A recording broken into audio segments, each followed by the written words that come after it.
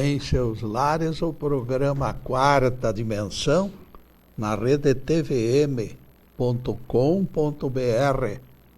o canal da maior e melhor cobertura local. 18 de setembro de 2015, 17 horas. Quem subirá o rochedo do Senhor? É pergunta do Salmo 24, versículo 3. E a resposta surge em seguida.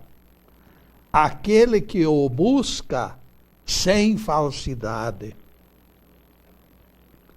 Quem profere prece aleatória por ausência de fé se torna falsário e mentiroso. E o Monte Santo não se abrirá para as suas súplicas. Toda prece dispersiva é uma aposta desconfiada, que se apoia em palpites enganadores. Estes não subirão o rochedo do Senhor. Cuidando da imagem e do som, contamos a presença bem-vinda dos nossos amigos Stefan e João Luiz. Com eles na técnica, permanecemos tranquilos. O tema de hoje será alavancando trabalho e prece.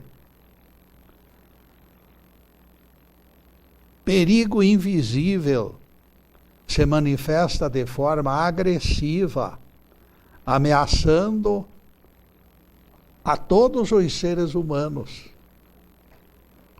Estamos rodeados por legiões de espíritos que já viveram aqui e habitam colônias na periferia do planeta.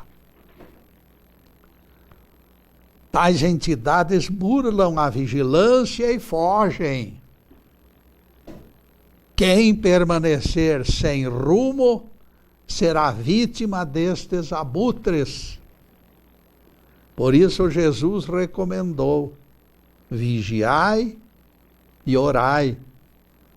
Quando alguém se abandona ao instinto, se torna joguete nas mãos destes maestros negativos. O Evangelho nos aponta a perigosa autonomia destes obsessores. Quando um espírito imundo se afasta de alguém, anda por lugares áridos e não encontra repouso, explica Jesus. Então ele diz: voltarei para minha casa de onde saí. Então ele se ajunta com 7 espíritos, ainda piores, e passam a habitar aquela casa desocupada. Palavras de Jesus em Mateus 12, versículos 43 a 45. Este é o chamariz: casa desocupada. Mente vazia é trampolim para malignos. Os cabalistas chegaram a definir a existência de várias almas num só corpo, confundidos pela invasiva intimidade dos agressores. Malignos se arvoram em todos do pedaço e grudam. Encontramos esta narrativa no livro Chave dos Mistérios, página 234. Os narradores julgaram que os autores da possessão faziam parte de uma única individualidade. Vejam só. A verdade, porém, é que os invasores brigam pela posse exclusiva do abrigo carnal, que eles denominam minha casa, conforme palavras de Jesus. Imitam os náufragos de La Méduse, disputando estreita jangada, enquanto conspiram contra ela. É tão flagrante a loucura desses obsessores que lembramos aquele gaiato tentando furar a canoa, onde ele mesmo era passageiro. A ausência de objetivo enfraquece a vontade, arrefece o ânimo e destrói o raciocínio. Vejam que Jesus fala de casa desocupada, como hospedaria para malignos. A ociosidade da mente poderá tornar o ser humano escravo destas hordas, que o próprio Evangelho denominou pelo nome de legião. Logo ao desembarcar, veio ao encontro de Jesus um homem possesso. Ele vivia nos sepulcros, e nem mesmo com cadeias alguém conseguia prendê-lo. Ele arrebentava as correntes. Está lá em Marcos 5, versículo 3, 2 e 3. Jesus perguntou ao espírito impuro: como é o teu nome? E ele respondeu: Legião, porque nós somos muitos. Marcos 5, versículos 8 e 9.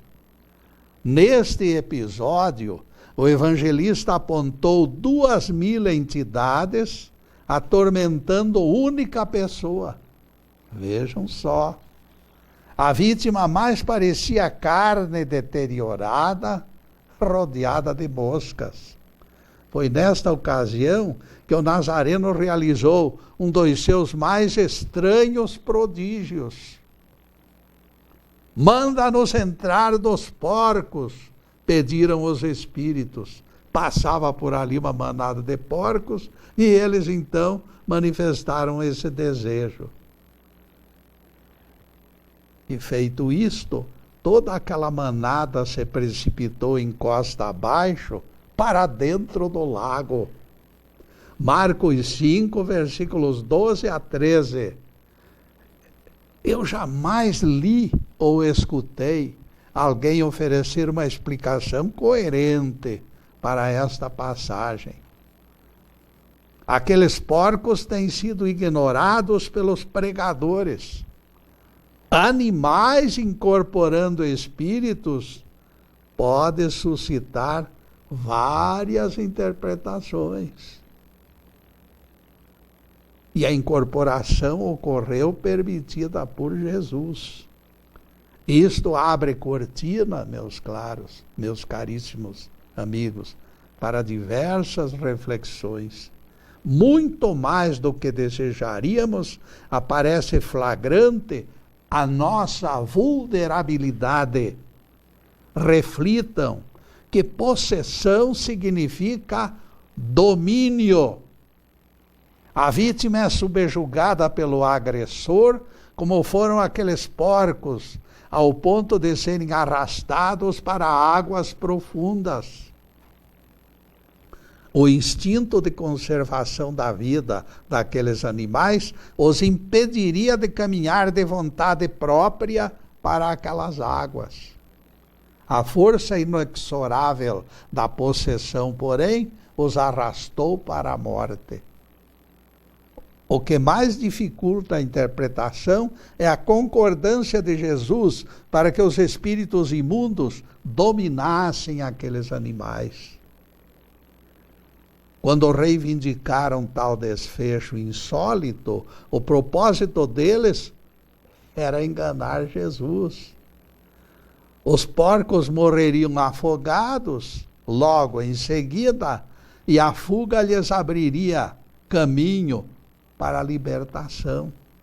Eles temiam que o mestre os acorrentasse e devolvesse para os abismos onde eles moravam. Em Lucas 8:31, este temor é claramente exposto. rogavam para que Jesus não os devolvesse para os abismos. No fundo, porém, toda a estratégia se resumia na conquista da liberdade logo depois da morte dos porcos. Na dedução deles, Jesus nem percebera o astucioso plano daqueles espíritos. Eles se safariam das carcaças suínas e continuariam perseguindo outras vítimas. E por que não? Perguntavam eles com sarcasmo. E por que não? De acréscimo, teriam o gosto, aquele gostinho de ter logrado Jesus. Eles já gozavam antecipadamente a vitória do plano bem bolado. Ledo engano, porém, daquela turminha maligna.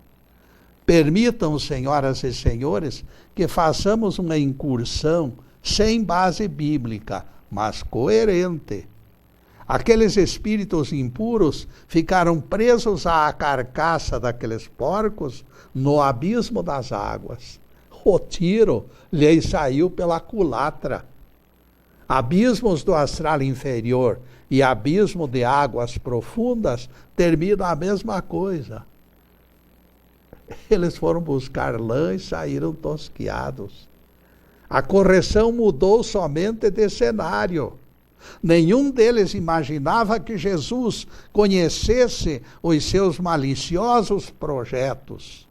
Jesus os atendeu e eles tiveram largo espaço de tempo para meditar sobre os seus crimes. E neste crime, meus caros, nós vamos fazer uma pequena interrupção em nosso programa para os comerciais do canal, mas é um instantinho só. Daqui a pouco estaremos de volta. Obrigado.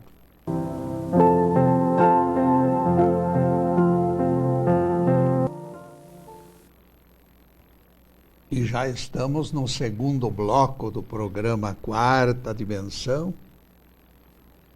E por gentileza do nosso amigo Stefan, o nosso site já está na telinha e convidamos vocês para acessá-lo. Valerá a pena ocupar alguns minutos do seu tempo. E não esqueçam o YouTube, onde inúmeras palestras se encontram à disposição de vocês. E voltaremos ao tema de hoje, alavancando trabalho e prece. Voltando àquele assunto, somente depois que as carcaças se desfiguraram nas águas, os malignos alcançaram o prêmio de reencarnar. Ficaram lá. Jesus havia pensado lá com seus botões: vocês querem brincar de esconde-esconde? Pois vamos brincar. E os anjos produziram uma verdadeira cola que os manteve grudados à carcaça dos porcos. Uma coisa importante que se diga em torno deste episódio: aqueles espíritos se aperfeiçoaram com a experiência. O episódio serviu para mostrar que com Jesus não se brinca. Alguém deverá estar curioso para conhecer o desfecho deste caso no aspecto da vítima da obsessão. O Evangelho diz claramente: encontraram-no aos pés de Jesus, vestido e de perfeito juízo. Aquele cara que vivia nos cemitérios e nem correntes não o continham, de repente, com a intervenção de Jesus, ficou de perfeito juízo, tranquilo, vestido. Ele nem usava roupas lá no cemitério onde morava. A troca produzira resultado benéfico. 2.000 porcos ajudaram na libertação daquele filho de Deus. Foi lição que aqueles perturbadores da ordem jamais esqueceriam. Não vale a pena praticar o mal, meus caros. Ou nós nos ajustamos ao ritmo benfazejo da ordem, ou desceremos ao abismo, até aprender. Exposto o drama, valerá abrirmos a cortina para examinarmos o outro lado. Qual será o método seguro para nos fechar o corpo contra esses perigos enormes que nos rodeiam? Vejamos o que diz o apóstolo Paulo: revesti-vos da armadura de Deus, para poderdes ficar firmes contra as ciladas do inimigo. E o apóstolo faz uma pausa e continua: porque a nossa luta não é contra o sangue e a carne, e sim contra principados e potestades, contra forças espirituais que nos chegam do firmamento. Efésios 6, versículos 11 e 12. Quem será este inimigo que nos chega das regiões do firmamento? A resposta é uma só. São espíritos de humanos falecidos que se encontram nas colônias ao redor do planeta. Eles não tiveram tempo para aprender a grande vantagem de perdoar, e por isso estão naquela situação difícil, naqueles abismos. Eles formam legiões quase incontroláveis, escapam das escolas correcionais e invadem a terra. Eles aspiram a fumaça juntamente com os fumantes. Absorvem o néctar da cachaça, a essência das drogas, e se divertem no meio da prostituição. Alguém achará muito pouco para justificar tanto trabalho sujo e tanto sofrimento? Que lucros levarão estes abutres na convivência de encarnados igualmente enfermiços? Como resposta, meus caros, eu lhes devolvo uma pergunta: quais as vantagens auferidas por estes rapazes que arrastaram menino preso ao cinto de segurança por pura maldade? A perversidade, meus amigos, tem estranhas razões, seu próprio prazer e suas compensações incompreensíveis. O êxtase de enxergar o medo estampado no rosto da vítima empolga malfeitores. Eles carregam nomes lendários que a Bíblia lhes deu. Deram nomes a eles, mas o verdadeiro é que é gente nossa daqui do planeta. Vejam que só nesse caso que nós citamos há pouco, existiam 2.000 grudados numa única pessoa. Até é inacreditável a gente pensar nisso, mas, no entanto, é o próprio Jesus quem afirma. É o próprio Jesus, é uma descrição de um fato ocorrido com Jesus, que está registrado no Evangelho. O mundo está repleto deles, com toda a perversidade que desenvolveram enquanto encarnados. Eles carregaram o karma de maldade e não conseguem se desvencilhar, e despejam toda esta fúria nos outros. Satanás é o próprio homem ignorante das verdades eternas. Ele parece pior quando desencarna. Por quê? Porque as vítimas não o enxergam.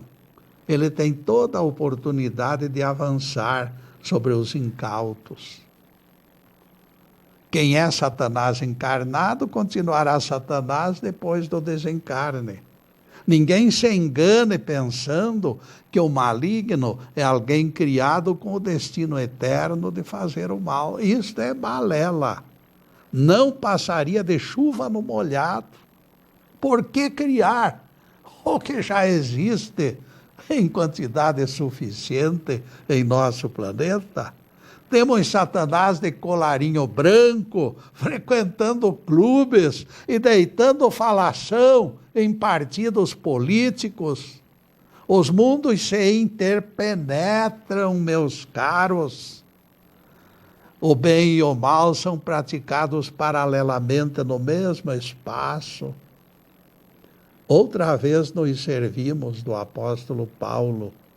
Tomai, portanto, a armadura de Deus, para que possais resistir ao dia mau, e depois de terdes vencido tudo, permanecer inabaláveis. Efésios 6, versículo 13. Aqui nós faremos uma pausa, respiramos profundamente e procuramos o verdadeiro sentido das palavras de Paulo. Que será esta armadura de Deus tão poderosa que nos fornece resistência diante do tentador? O texto fala: tomai a armadura. É necessário, portanto, um ato de vontade. Tomai posse dela. Em seguida, teremos que envergar a armadura, vesti-la. Surgem dúvidas. Paulo estará falando da nossa prece de cada dia? Não pode ser. A oração é prática generalizada.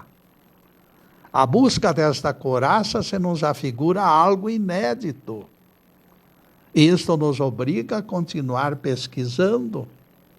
A prece de muitos não alcança o telhado das casas. Fica paralisada ali de 1,5 metro depois do corpo, não vai para frente. Com oração raquítica, é impossível fabricarmos esta armadura poderosa. Precisaremos, portanto, continuar a nossa busca. Depois das reflexões, a janela do enigma se abre. A armadura, meus amigos, é a concentração. É a capacidade de fazer aquela prece centrado, ligado, visualizando os objetivos que nós queremos alcançar. Quando controlarmos o aparecimento das ideias, somente depois de nossa permissão, a meditação e a prece serão alavancadas, porque senão é a mesma coisa que um papagaio falando. Pensamento firme e forte, sem desvios, aperfeiçoará as nossas orações. Da mesma forma que o atirador treinado crava a flecha no centro do alvo, a capacidade de concentração leva nossos recados ao centro do poder, aos braços do Eterno. A técnica de concentrar é o elemento que falta para que a nossa fé remova montanhas. É a armadura que fecha nosso corpo ao assédio de testemunhas invisíveis, impossibilitando que a flecha do malvado nos alcance. 1000 cairão ao teu lado e 10.000 à tua direita, mas tu não serás atingido. Salmo 90, versículo 7. A concentração, meus amigos, é cálcio na ossatura da mente. E neste ponto faremos outra pequena interrupção para os comerciais do canal, mas é um instantinho só. Daqui a pouco estaremos de volta. Obrigado.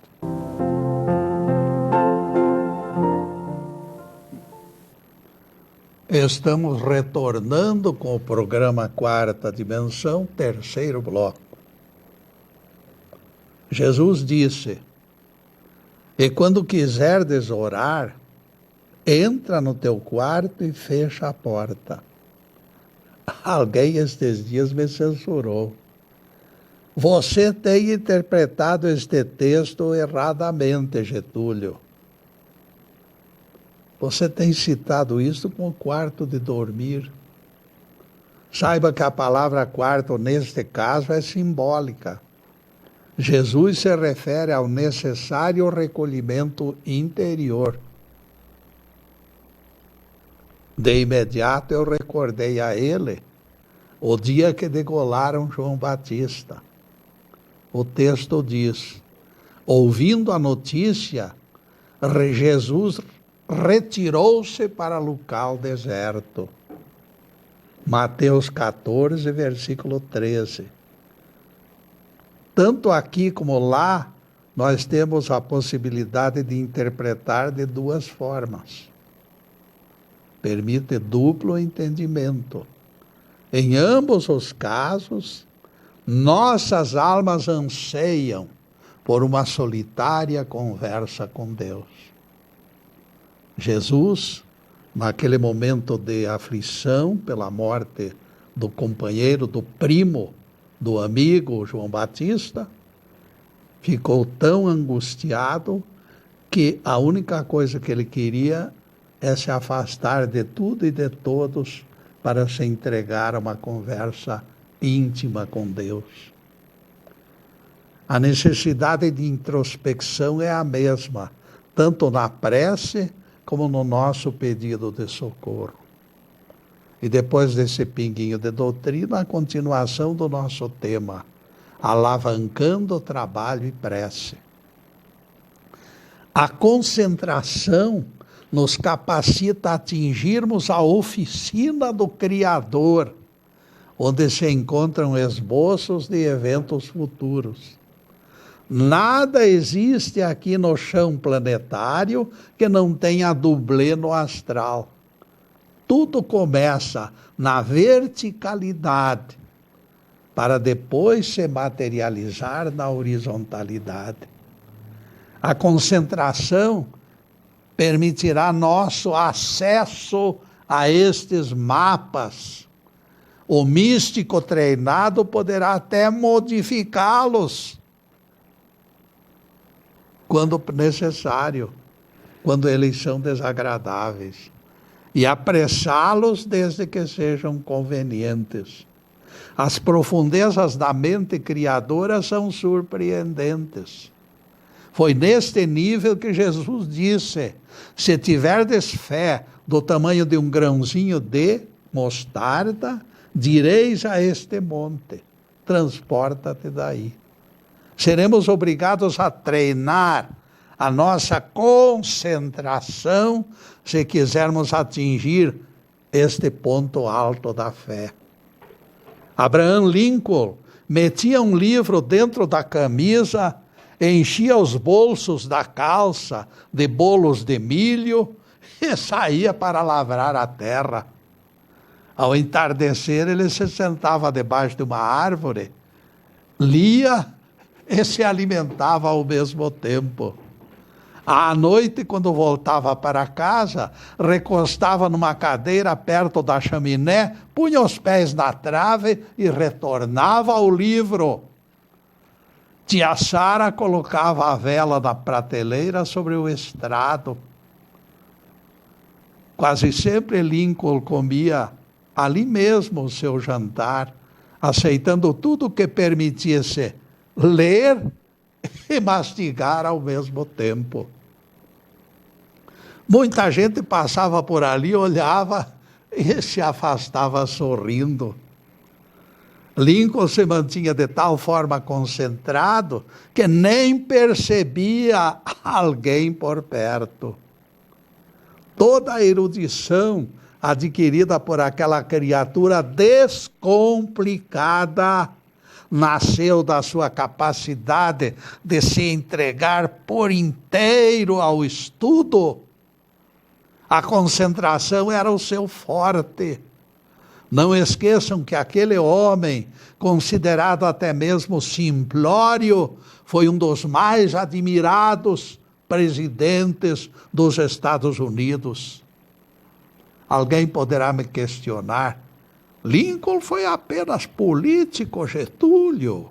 Você não pode classificá-lo entre místicos.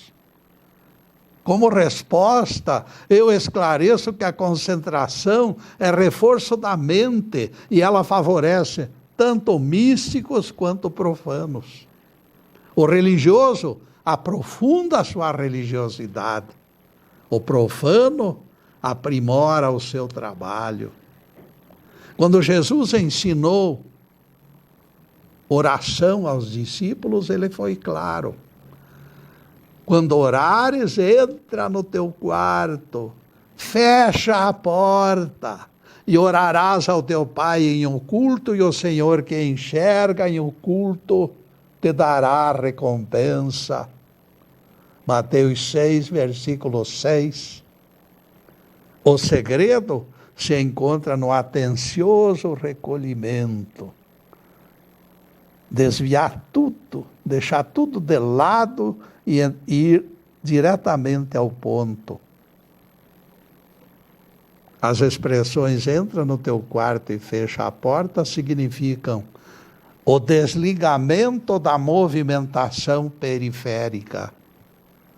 Ao fechares a porta, impedes a entrada de pensamentos estranhos ao teu foco, ao teu objetivo. Uma linha ascensional é formada. Tu, o assunto que está sendo examinado, e lá na outra ponta, o Pai Celestial. O essencial é que nada perturbe a introspecção do iniciado em transe. Nunca esqueça que a porta precisa ser fechada para todas as demais coisas, sem exceção. Fechada a porta, diz Jesus, orarás ao teu Pai. Perceba uma coisa importante: o verbo fechar foi colocado antes do verbo orar. O mestre te cobra silêncio absoluto da alma. Como Moisés diante da sarça em chamas, o momento é de absoluto e solene recolhimento interior. Retira as sandálias dos teus pés, disse Jeová, porque é santa a terra em que pisas. Silêncio, reverência e despojamento completam a mágica. Desejas poder? E com certeza serás poderoso. Desejas recursos financeiros e terás fartura. Desejas saúde e os teus braços ganharão a força do tigre. Veja que reunimos concentração e prece em tempo único. O apóstolo Paulo revela que foi arrebatado até o terceiro céu. Conheço um homem em Cristo que há 14 anos foi arrebatado até o terceiro céu e ouviu palavras inefáveis. 2 Coríntios 12, versículos 2 a 4. Este homem, meus caros, foi o próprio Paulo. A força da concentração dele fez a mágica. Por isso, nós adquirimos o direito de afirmar: quando a prece e a concentração se fundem numa perfeita simbiose, nosso corpo fica de lado e só a leveza do espírito se movimenta. Prodígios acontecerão na esteira desse rastilho de fogo. O coração se aquieta e os estímulos são apacentados. Poderás ouvir coisas inefáveis, vozes inefáveis, imitando Paulo. A concentração faz o homem penetrar na oficina do Criador e bisbilhotar os seus projetos. Naquele momento, o ser humano pode modificar a raiz dos empreendimentos ainda em elaboração. Fórmulas secretas de invenções têm sido simplificadas desta forma. A secretária de Alexander Fleming, descobridor da penicilina, descreve cena que mostra a intensidade da sua concentração. Em 1944, de manhã, ele estava ditando uma conclusão complicada quando foi dado o alarme das bombas voadoras. A secretária narra o que passou naquele dia. Limitei-me a erguer os olhos nervosa, diz ela, esperando a ordem dele para fugirmos correndo. Logo depois veio o segundo aviso e o zumbido da bomba cada vez mais perto. Os clarões passavam pela vidraça e o cientista mantinha-se imóvel, com os olhos parados numa fórmula. Mal conseguindo segurar o lápis, olhei para ele com o rabo dos olhos, dominada pelo pânico. Ele nem se mexia. E neste mexia, meus caros, nós vamos fazer mais uma pequena interrupção em nosso programa para os comerciais do canal. Mas logo em seguida vamos rematar esta história que é muito importante. Muito obrigado.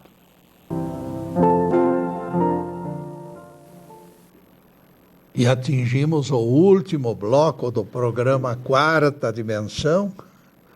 O relógio está correndo, parece um cavalo de raça. Para a abordagem na próxima sexta-feira, 25 de setembro, estamos elaborando o seguinte tema: lucros e perdas da linguagem. Em seguida, os últimos questionamentos sobre o assunto de hoje, alavancando o trabalho e prece. E voltamos à história do Fleming, estático, as bombas de Hitler passando pela sua cabeça e ele nem sentia.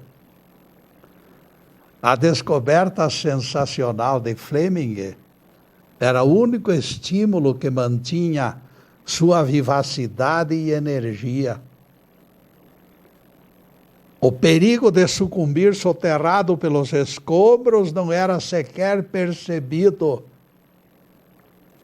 Na iminência de conclusões incríveis no campo da medicina, o Dr. Fleming se encontrava numa outra dimensão.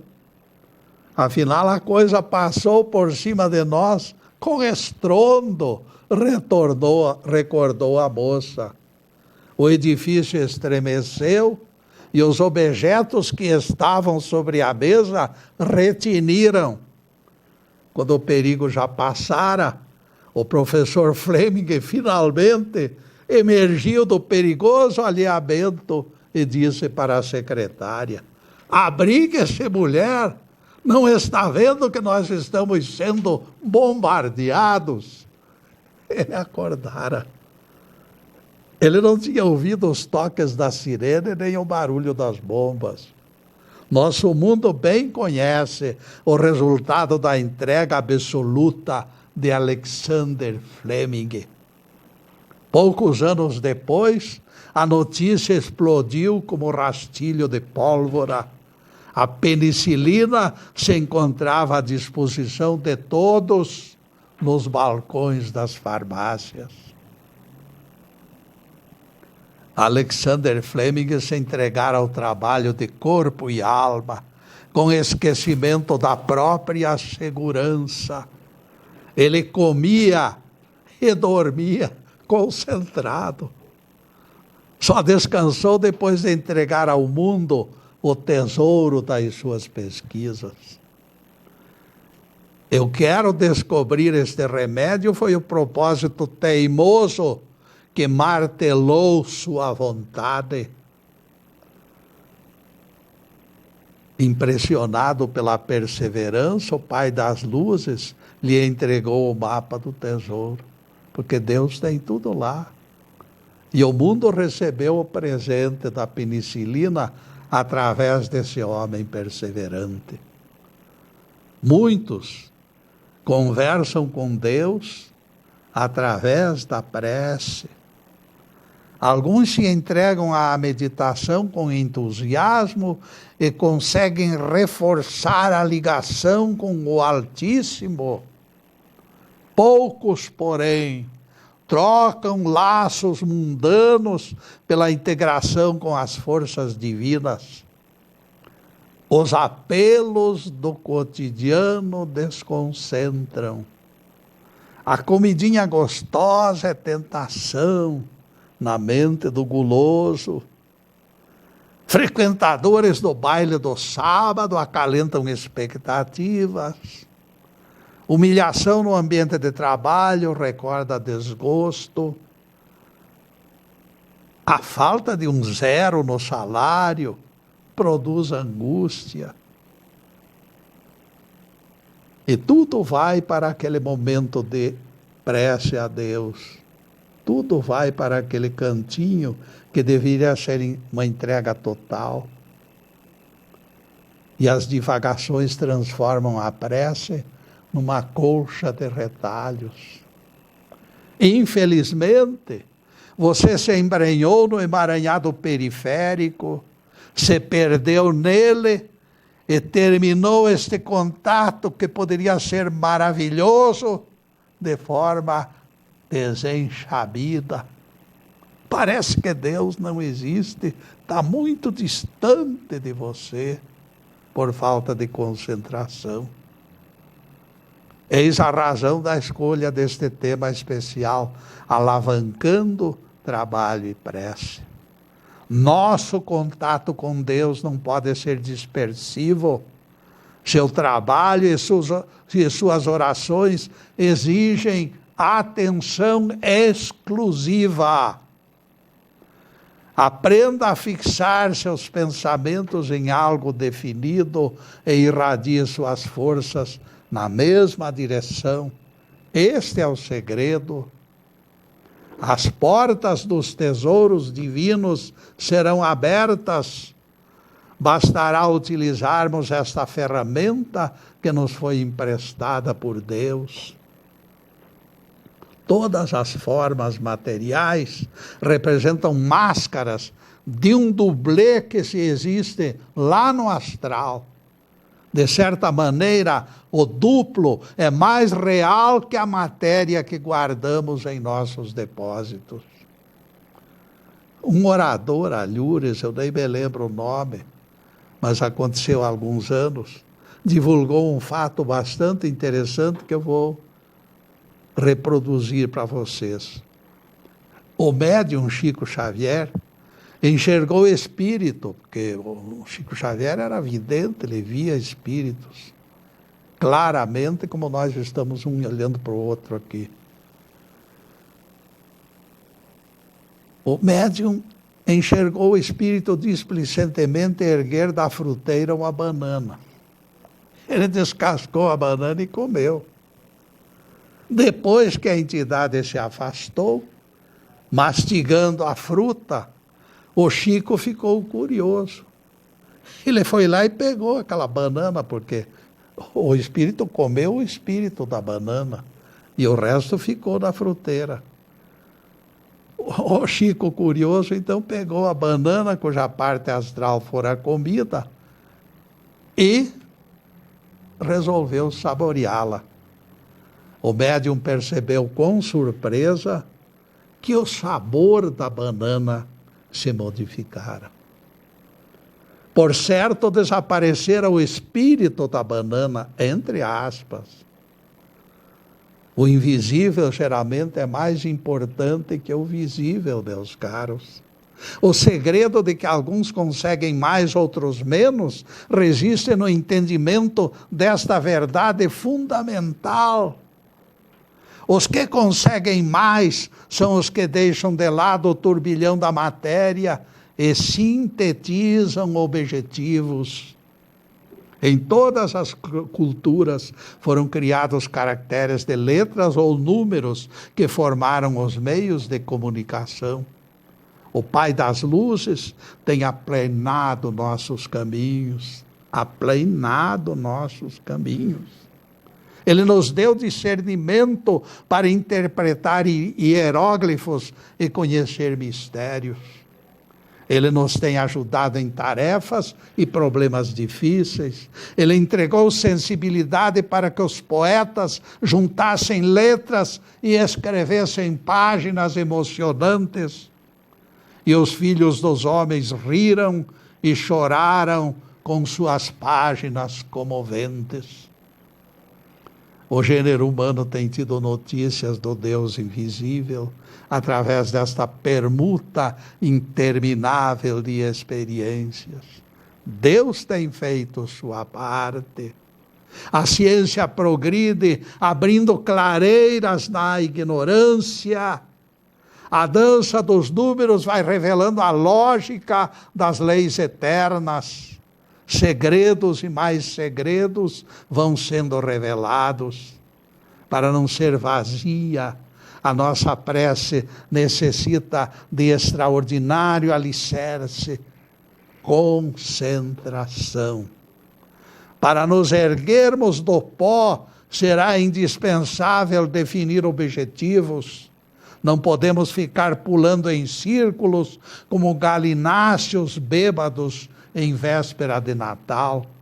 A introspecção é indispensável para conversar com Deus e receber a contrapartida do seu amor.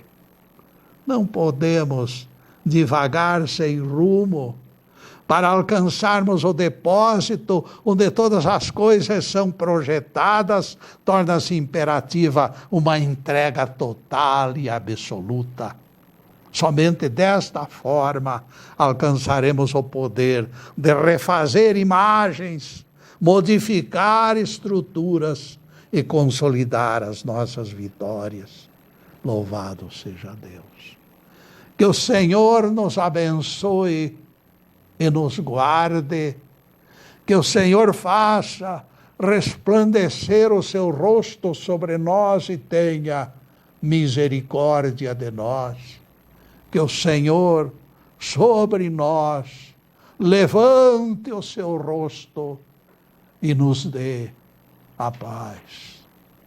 Louvado seja o nosso querido Deus Pai. Louvado seja o santo nome de Jesus, o nosso Cristo.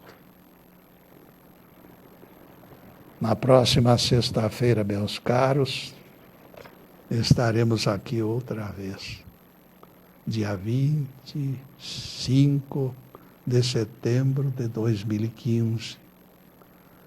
E a palestra será Lucros e Perdas da Linguagem. Obrigado pela atenção de vocês. Obrigado pela presença maravilhosa.